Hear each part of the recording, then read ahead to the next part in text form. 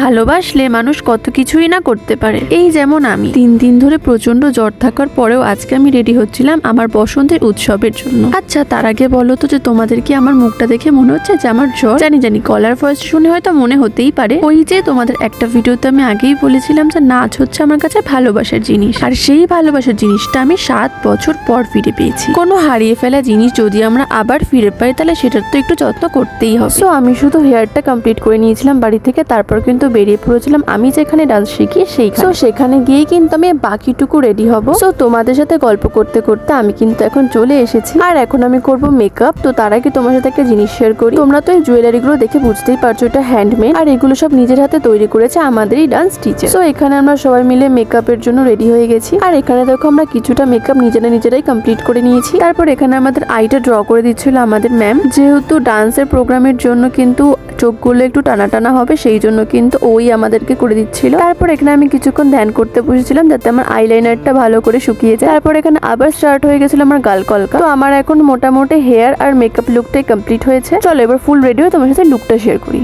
তো এই দেখো এটা হচ্ছে আমাদের ফুল লুক, কেমন লাগছে অবশ্যই তোমরা জানাও। আর এটা হচ্ছে আমার ম্যাম সৃজা বাসু, খুব মিষ্টি না দেখতে? আর তোমরা তো এতক্ষণ আমার এই পারফরমেন্সটা অবশ্যই দেখে নিয়েছো। যদি না দেখে থাকো তাহলে তোমরা আমার ফেসবুক প্রোফাইল থেকেও চেক করতে পারো, আবার আমার ইউটিউব চ্যানেল থেকেও কিন্তু চেক করতে পারো। তো এখন প্রায় রাত 11টা বাজে আর আমরা বাড়ির জন্য বসে রয়েছি স্টেশনে। তো চলো আজকের মতো টাটা, দেখা হবে নেক্সট ব্লগে।